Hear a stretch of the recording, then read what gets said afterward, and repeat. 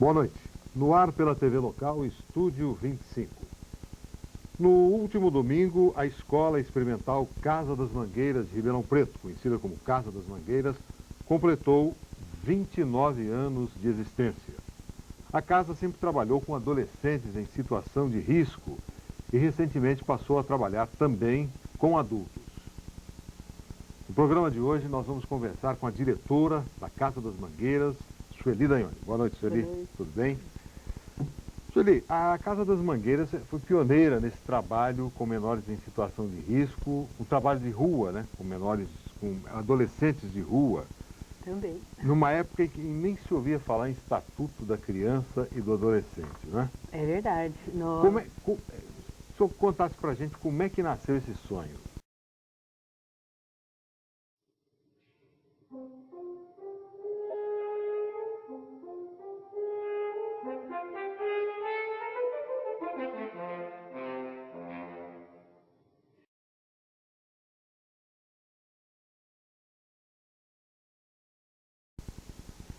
Olha, a gente começou assim, se deparando com uma situação horrível que foi a prisão, né, que existia aqui em Ribeirão Preto, com crianças e adolescentes. O dia que nós encontramos tinha 40 crianças e adolescentes atrás de grades, com eletricidade, etc.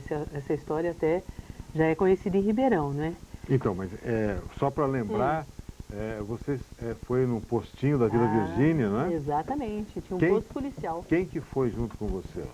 Olha, nós tinha dois padres, o padre Agostinho de Oliveira, que recebeu até um Prêmio Nacional de Direitos Humanos, e um dos motivos foi o fechamento desse posto policial, o padre Gisberto, que era o vigário da catedral, uma monja beneditina, que hoje está no mosteiro lá em Goiás, mas participa ainda da espiritualidade aqui da Casa das Mangueiras, e eu. Nós descobrimos esse posto policial, fizemos uma denúncia nas igrejas, porque naquele tempo tinha muito controle, né, da imprensa, né? Então nós descrevemos a situação do posto policial minuciosamente nas igrejas, em 3 igrejas. E daí foi um escândalo em Ribeirão Preto, né? Porque isso a imprensa nacional chegou a noticiar? Olha, os jornais, a gente teve uma pequena notícia no jornal Estado de São Paulo. Mas porque o jornal Estado de São Paulo já vinha anunciando a existência de uma prisão para menores, como dizia naquele tempo, que estava sendo construída em Ribeirão. Isso foi no ano de 73? 73, junho de 73. Eles vinham noticiando a existência da futura FEBEM.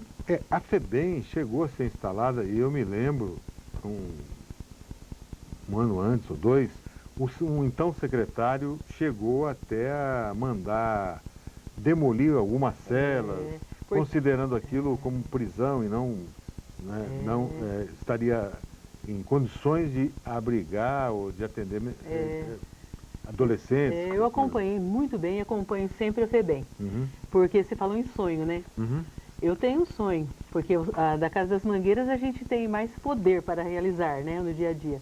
Mas o meu sonho é que ainda a FEBEM seja um lugar que realmente o adolescente tem um espaço para crescer. Eu queria registrar bem o começo dessa história, né? Hoje todo mundo conhece a Casa das Mangueiras, é respeitada, o seu trabalho é reverenciado, você diariamente praticamente está dando entrevista. Mas eu queria deixar registrado esse começo, esse sonho, você, os padres e a monja, vocês acompanhavam a história das prisões. Vocês eram ligados aqui ao movimento da igreja, é isso? Ah, sim. Como é que é isso? Eu fazia parte de uma equipe de direitos humanos, Padre Agostinho também, em São Paulo. E como eu sempre tive alguma relação com a Ordem de São Bento, a monja é beneditina, o Padre Agostinho é monge beneditino, então nós já tínhamos algum relacionamento assim de amizade, de contato por causa da vivência.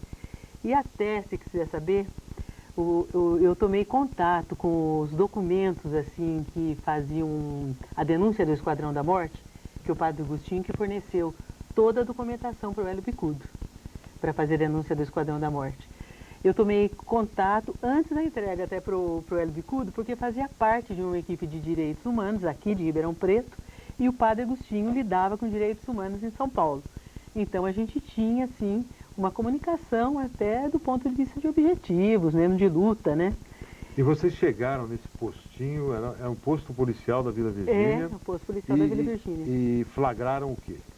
Olha, nós chegamos, nós ficamos sabendo por um promotor, daquela época por um acaso. Quem era o promotor? Era Dr. Guerrieri. Dr. Guerreiro. Primeira vez que eu falo, entendeu? Ele já morreu.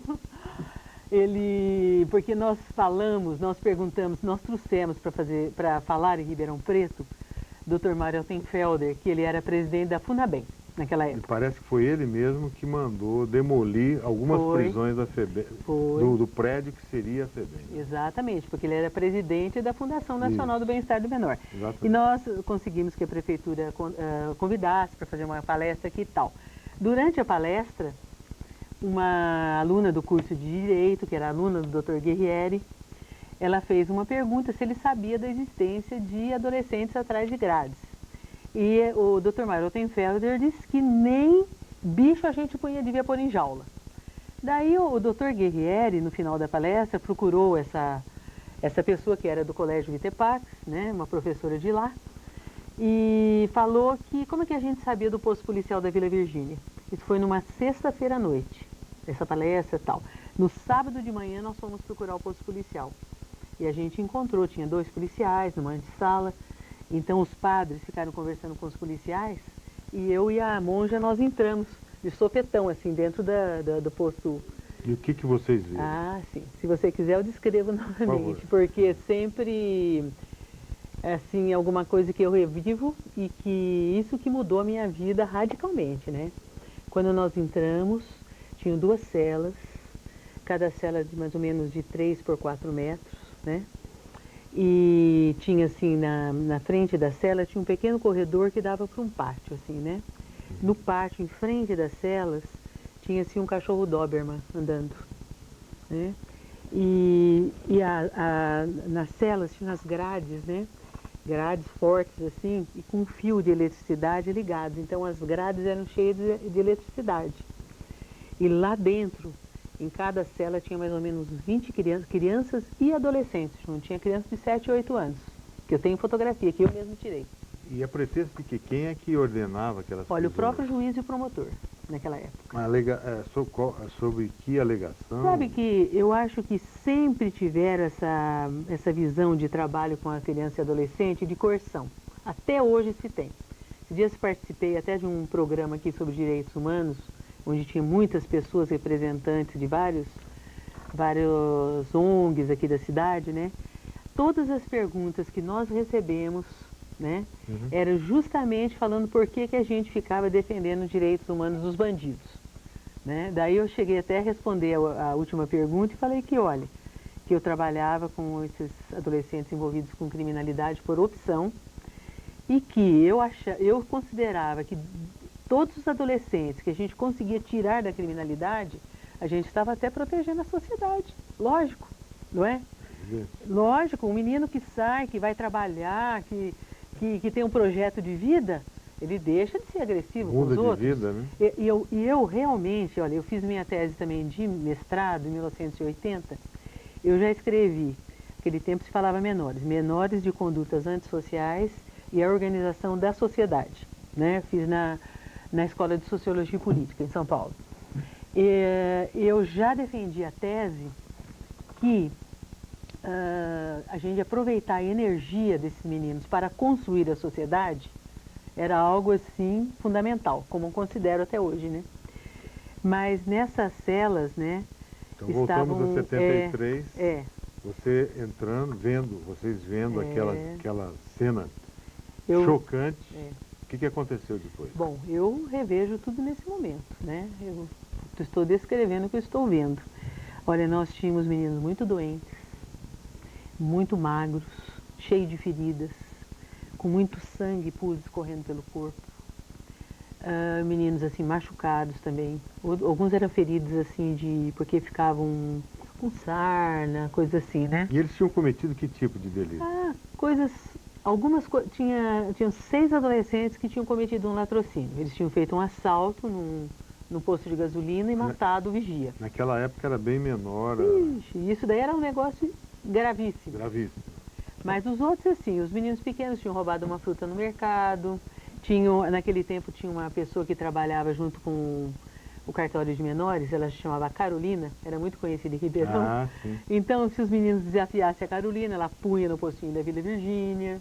É verdade, Entendeu? eu me lembro. Então, eu tinha adolescentes que tinham assim, pequenos furtos, mas eram coisas assim, em geral, eram assim, por motivo de fome, eram famélicos mesmo, o tipo de infração que existia, né? Era completamente diferente do que atualmente. A gente passou assim por várias fases do motivo de se cometer infração, né? O do adolescente cometer infração. Naquele tempo era principalmente para suprir necessidades básicas mesmo, né? Comer, se vestir. Quer dizer que naquele dia estava nascendo a Casa das Mangueiras. Olha, naquele dia primeiro que minha vida virou de perna para o ar, né? Eu era professora de uma escola de classe alta, eu era uma professora, coordenadora do Viter Parques. Eu não conhecia esse tipo de população, né? Mas nós não sabíamos o que fazer. Naquele dia nós ficamos completamente confusos, falamos em todas as missas de 3 igrejas, daí o juiz mandou chamar, na segunda-feira o juiz mandou chamar o padre Gisberto da catedral.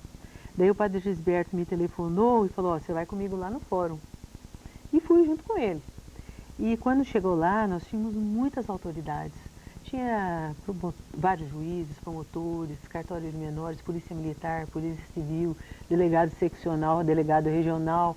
Tinha umas de 20 a 25 autoridades assim, e eles ficaram fazendo muita pressão em cima de mim, do padre Gisberto, né, de nós dois, dizendo que aquele posto policial já existia há 12 anos e que eles não sabiam o que fazer. O juiz que falava, o juiz de menores que chamava, da infância, né? E que ele fazia um desafio para a gente dar uma resposta. Fazia um desafio, ficou mais de 2 horas fazendo um desafio e nós não sabíamos o que fazer. Mas no fundo o que eles queriam é que a gente fechasse a boca, né? Desistisse. Daí nós olhamos um para o outro e nós falamos, tudo bem, nós aceitamos o desafio. E daí saímos do fórum e não sabíamos o que fazer. Daí nós pensamos, ó, nós vamos fazer 2 coisas. Foi ideias assim, aparentemente ingênuas, hoje eu acho que foram sábias. E nós voltamos dentro do fórum, pedimos uma autorização para o juiz para a gente a qualquer momento entrar no posto policial. Nós falamos, nós queremos ter o controle da situação. E o segundo, nós fomos ao posto policial já com a autorização do juiz em mãos e fomos conversar com os meninos, contar tudo o que tinha acontecido e dizer para eles que a gente não sabia o que fazer, que eles pensassem o que nós devíamos fazer. E deixamos, voltamos, não sei se foi no dia seguinte ou um dia depois. Daí perguntamos para eles, daí quando a gente voltou lá, nós já entramos dentro da cela, sentamos com eles dentro da cela e passamos a conversar. E eles falavam que eles queriam uma casa, porque eles queriam uma casa, porque eles queriam uma casa. Nós falamos, tudo bem, então nós vamos fazer uma casa para vocês. Foi assim, tudo muito singelo. Na verdade, a ideia da casa, acho que permeava a cabeça de todos, né? Porque todos. Eles eram crianças abandonadas. Abandonadas né? na rua. Nós vamos fazer uma pequena pausa e nós voltamos já já. Se você quiser participar desse bate-papo, é só ligar para 601-3500 ou mandar um e-mail para tvlocal.rp@eptv.com.br. Até daqui a pouquinho.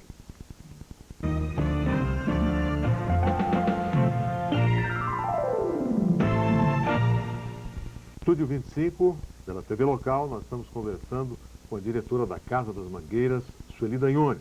Ela está contando aqui como é que nasceu a Casa das Mangueiras no ano de 1973. A surpresa que ela e os padres e outros que integravam o movimento em prol dos direitos humanos tiveram ao entrar num posto policial da Vila Virgínia e encontrarem crianças e adolescentes presos em celas cercados por cachorro, fios elétricos e tudo mais. E ela terminou o primeiro bloco dizendo que, diante da pressão das autoridades da época, que mantinham essa casa por 12 anos, ela foi conversar com as crianças e as crianças pediram que pelo menos arrumassem para elas uma casa. E foi aí que começou praticamente a se concretizar o projeto da Casa das Mangueiras. E depois, Felipe, o que aconteceu? Vou fazer um parênteses aqui. Você sabe que eu acho que a Casa das Mangueiras tem dado tão certo, porque a gente não parte de ideias, nunca partimos de ideias, mas das situações, né? Então a gente vai dando respostas às situações. Então, nós tínhamos uma situação ali que era conseguir uma casa, né? Aconteceu o seguinte, que em seguida nós fomos pressionando o juiz para que o juiz liberasse aquelas crianças, né? Aqueles adolescentes e tal. Mas no Código de Menores da época... Já era inconstitucional. Previa criança em celas? Não, inconstitucional. Não existia isso. O juiz estava fora da lei. O juiz, o promotor e todas as autoridades estavam fora da lei, né?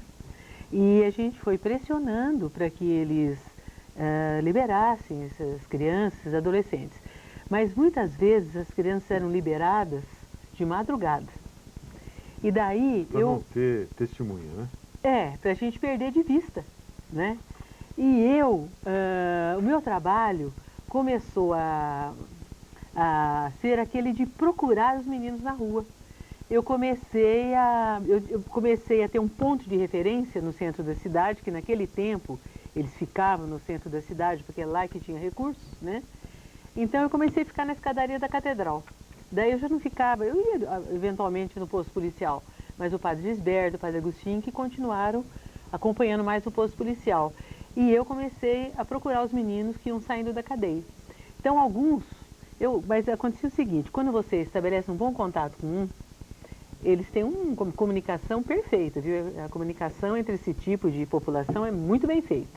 Então eles iam me levando para outros. Eu cheguei a procurar meninos, andei muito aqui nessa rua Javari, que era um estradão de terra, né? Aqui chamava, sabe como é que chamava? Flash do futuro, né? Mal sabia que iria trabalhar aqui. Trabalhar aqui perto, porque nós estávamos depois mais longe daqui, né? Mas aqui se chamava Pau do Urubu. Eu andava aqui, tinha famílias que moravam em Taperas, e eu encontrei muitas famílias aqui que comiam terra. Você calcula a situação de miséria. Eu me lembro de uma casa que até encontrei essa senhora, esses dias agora, ela me reconheceu e veio conversar comigo. Eu estive numa casa que ela falava assim, eu gosto mais dessa terra aqui, é mais gostosa essa do que aquela que está ali adiante. Olha o grau, né, de miserabilidade, né? Bem, mas eu comecei a trabalhar com os meninos na rua, então eu ia procurar na periferia e tal, e daí eles voltavam para o centro da cidade. E nesse sentido eu comecei o trabalho de rua em Ribeirão, sem saber que eu estava começando o trabalho de rua. E o que tem também de muito assim valioso na Casa das Mangueiras é que a gente aprende com as pessoas que estão naquela situação. Quantos estão sendo atendidos hoje na Casa das Mangueiras? Olha, a gente, incluindo os adultos, 150 pessoas. Eles passam o dia lá e vão embora? Tem vários tipos de atendimento. Por exemplo, tem um grupo de 45 meninos que ficam das 8 da manhã às 7 da noite, entendeu? Tem um grupo que passa o dia lá. São esses que alguns vão na escola, outros nem podem ir na escola ainda, mas ele vai dormir em casa. A gente optou por isso a partir de 1989, porque nós achamos que nós precisamos lidar com a realidade deles todo dia. Então ele vai para casa, encontra aquela situação terrível, volta no dia seguinte, a gente vai trabalhando. E durante o dia vocês dão cursos profissionalizantes? Qual é a rotina? A gente não trabalha com cursos profissionalizantes. Alguns se profissionalizam, mas fora. Nós temos oficinas de geração de renda, porque nós sabemos que, como nós trabalhamos com meninos que estão envolvidos com tráfico, meninas que estão envolvidas com prostituição, meninas também com tráfico, a gente achou que devia oferecer possibilidade de renda através de artesanatos, né, da reciclagem que nós começamos em 89, né? Nós até hoje trabalhamos com reciclagem de vários materiais e com isso todos receberiam uma bolsa auxílio e nesse sentido eles poderiam optar ou não pelo tráfico, né? E é isso que acontece, que muitos deixam o tráfico daí, né? Quer dizer, mas é uma questão assim, que eles optam, já significa que anteriormente eles já mudaram, né? Bom, até ele fazer uma verdadeira opção, ele vai e volta umas 3 ou 4 vezes. É normal, como nós somos assim, para fazer uma verdadeira opção. Tem meninos até que mais vezes. Agora, cada vez que ele volta, né, para esse ambiente, para esse contexto, ou comete pequenas infrações, quando ele pede para voltar, ele já volta melhor. Cada vez ele vai voltando melhor. Vocês começaram a trabalhar com adultos também. Em que áreas e por quê? Olha, na realidade a gente vinha sendo assim, até interpelado para trabalhar com catadores, por causa de nós estarmos com reciclagem, já há muitos anos. Nós tentamos algumas vezes, há uns 7 anos, ajudar os catadores a se organizarem, mas sempre tinha interesses políticos partidários que interferiam, faziam promessas e desmobilizavam os catadores. E até que, aos poucos, nós fomos também assim, aprimorando a nossa metodologia. Hoje nós temos, ligados com a Casa das Mangueiras, mais de 40 catadores, né, que nós vendemos o material em conjunto, eles e nós, então a gente consegue um preço melhor. Eles já se organizam para trabalham em várias feiras que tem aí, a Grishow, FEAPAM, FENASUCRA, etc. Eles trabalham em conjunto. E agora só falta eles legalizarem a cooperativa. Agora nós estamos estruturando a legalização da cooperativa. Mas essa é a nossa linha de trabalho. Primeiro a gente faz, depois a gente legaliza. É evidente que toda essa operação tem um custo. Como é mantida a Casa das Mangueiras? Quem ajuda? Da onde vem o dinheiro para vocês poderem tocar para frente? Olha, a gente sempre vive com muito pouco dinheiro. O forte nosso são as parcerias. Nós temos muitos parceiros que pagam programas, porque nós temos muitos programas, tanto para os adolescentes como para os adultos, né? Por exemplo, nós temos um outro projeto que se chama Nascentes, que nós estamos despoluindo um córrego que passa aqui atrás da TV Ribeirão. A prefeitura contratou 21 funcionários para nós e um engenheiro agrônomo. E nós temos pessoas da nossa diretoria que coordenam esse projeto. Então é uma parceria boa. Ô Felipe, tem aqui uma pergunta do nosso telespectador, do Sumarezinho, Jarbas. Está perguntando, você não acha que a diminuição ou a redução da idade penal para 16 anos não poderia diminuir a violência? Você é contra ou a favor e por quê? Olha, eu sou contra, porque não resolve a violência, sabe? Eu acho que a violência a gente vai assim, encaminhar vai encontrar caminhos quando a gente estabelecer novas relações, né? Então, esse tipo de adolescente, que eu comecei falando nessa entrevista, que sempre a gente teve uma mentalidade coercitiva, né? E com isso, ninguém sai da situação, porque daí ele trabalha na resistência. Em vez de ele ficar aberto para a mudança, para ele mudar os paradigmas, porque os meninos nascem e simplesmente vão vivendo. Primeiro ele fica mais confinado na casa, porque ele é muito pequeno, vai andando na rua, vai andando no quarteirão, ninguém sabe dele, né? Fica solto no mundo, não tem ninguém para ele prestar contas, né? Quando a gente começa a estabelecer um vínculo com esse adolescente, ele dá respostas positivas. Quer dizer que o problema, na sua opinião, é de abandono? É abandono intelectual, cultural e tudo mais. E acho descaso do Estado. Uma das coisas, no dia das eleições, fui convidada para um programa, e eles me perguntaram se eu podia fazer uma pequena avaliação do governo Fernando Henrique. Eu acho que teve muita coisa, nós tivemos muitos avanços, mas eu critiquei o governo por causa desse abandono mesmo das classes populares, né? Com essa história do Estado ir se retirando, com esse governo neoliberal que vai se retirando, né? As leis do mercado, né? Então, o povo ficou muito sem referência, sem recursos, né? E até um bichinho que se você deixa ele de lado, ele reage com agressividade, né? Então, eu acho que a gente precisa mudar as relações, não adianta mudar a idade aí de maioridade, né? Porque não vai resolver. A gente vai só pôr mais gente dentro da cadeia, só isso. Ribeirão Preto não para de crescer e às vezes até de inchar. O número de favelas e barracos parece que tem crescido. São cerca de 30 mil pessoas vivendo em favelas em Ribeirão Preto. Pela sua experiência, como você acha que a cidade poderia gerir uma política preventiva anticrime com as crianças, com os jovens? Eu sei, você já falou da necessidade da maior participação do Estado, no sentido, mas como fazer esse apoio através de entidades como Casa das Mangueiras, através dos instrumentos oficiais, enfim. Você teria um projeto assim? Nós achamos que as ONGs, as organizações não governamentais, têm um papel muito importante no momento atual. Só que eu acho que ainda falta consciência para as próprias organizações não governamentais. Porque nós, a Casa das Mangueiras é uma ONG, a gente que está mais próximo da população, né? E uma coisa muito simples, que a gente viveu muito nos anos 60 e que a gente precisa retomar. Nós precisamos acreditar na organização de pequenos grupos. Por exemplo, catadores se organizando, pessoas da Cidade Limpa se organizando em torno de objetivos.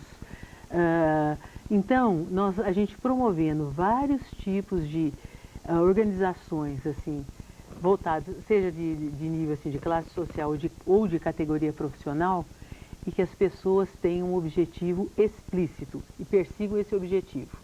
Na medida que a gente vai organizando essa malha fina da sociedade, as coisas vão ficando bem diferentes. Eu acho que o caminho é esse. Eu nunca deixei de trabalhar assim, com essas populações, assim, essas classes populares, e sempre ajudando a se organizar. Trabalhei, por exemplo, no Quintino, quando levaram favelados para lá. Trabalhei na remoção de várias favelas aqui em Ribeirão Preto, lá do Branca Salles, e responderam maravilhosamente bem, só que depois foi abandonado, entendeu? O trabalho foi abandonado. Quem abandonou? Foi a prefeitura, foi o antigo governo aí. O governo passado, o governo municipal, que eles não deram continuidade a um projeto. O atual já retomou? Olha, acho que parcialmente, mas tinha um processo educacional desenvolvido por 2 anos e meio. Não, que a população respondeu, e para mim foi uma experiência, porque eu queria saber se o povo ainda estava vivo, se o povo pensava, e eu encontrei um povo pensante, que tinha objetivos, que queria melhorar. Ok. Nós agradecemos muito a presença aqui da Sueli Dagnoni, diretora da Casa das Mangueiras. Infelizmente, nosso tempo acabou. Parabéns pelo trabalho. Obrigada. Estúdio 25 fica por aqui. Nós voltamos na próxima quinta-feira, às 9h15 da noite, com um novo tema para você. Boa noite, boa semana e até lá.